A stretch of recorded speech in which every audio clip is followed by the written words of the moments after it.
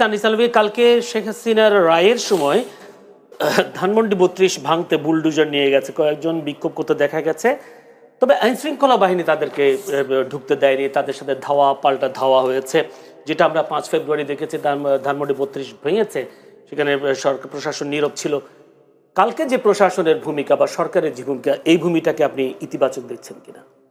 আমি এটাকে ইতিবাচক দেখছি না, আমি এটাকে নেতিবাচকও দেখছি না। এটা আপাত দৃষ্টিতে আপনার মনে হচ্ছে যে ইতিবাচক, কারণ হচ্ছে যে তারা অন্তত কোনো এক ধরনের হাঙ্গামা করতে দেয় না, এটা একটা অ্যাপ্রিসিয়েশন পাওয়া উচিত। কিন্তু ডক্টর ইউনূস সরকারের যে নীতিমালা, সেই নীতিমালা অনুযায়ী এটা একদিন না একদিন ভাঙার আবার প্রশ্ন আসবে।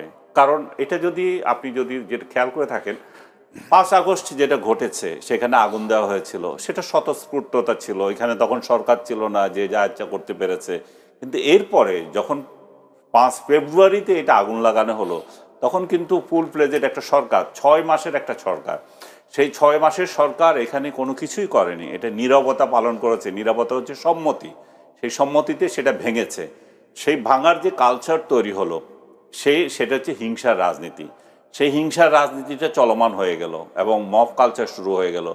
এইরকম পরিস্থিতিতে এই ৩২ নম্বরকে ভাঙা থেকে রক্ষা করতে পারে একমাত্র আওয়ামী লীগ। কিন্তু আমাদের এখানে আওয়ামী লীগ কেন পারে? কারণ তার সেখানে স্টেক হোল্ডার সে। এখন সে কেন পারছে না? কারণ পারছে না, এখানে আমাদের যে ভারসাম্যের যে রাজনীতি, সেটা নষ্ট হয়ে গেছে। আমার একটা পক্ষ আছে, এখন আরেক পক্ষ রাস্তায় নাই। আরেক পক্ষ যখন রাস্তায় না থাকে তখন কি হবে? পাকিস্তান আর ভারত কেন পারমাণবিক যুদ্ধ লাগে না? দুইজনের কাছে তো আছে, কেন লাগবে? কারণ সে জানে তুমি মারলে আমিও মেরে দেব, আমারও আছে।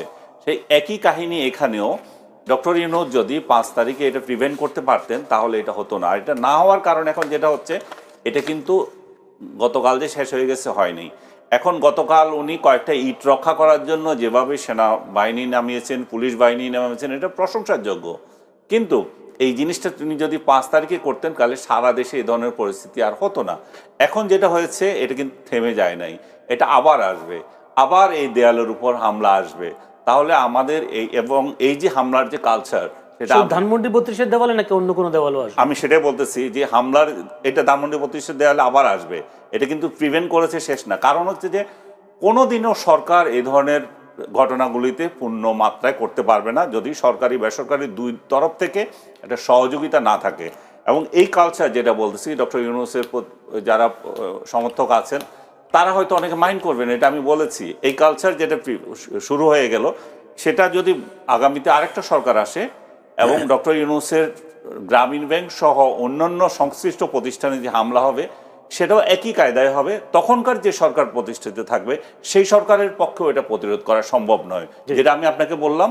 কারণ এই ধরনের যে কালচার, এই ধরনের যে অরাজকতা আমরা সমাজে সৃষ্টি করে দিয়েছি, সেটা একমাত্র প্রিভেন্ট করতে পারে রাজনৈতিক আপনার প্রতিপক্ষের সাথে আপনার সম্পর্ক, আপনার ভারসাম্য কতটুকু আছে, এবং আপনি কতটা সেখানে রোল প্লে করতে পারেন। এখানে তো রোল প্লে করছে না। এখন এখানে ডক্টর ইউনূসের প্রতি কেন এটা হবে জানেন? সেটা হচ্ছে উনার এরকম রাজনৈতিক শক্তি নাই পেছনে।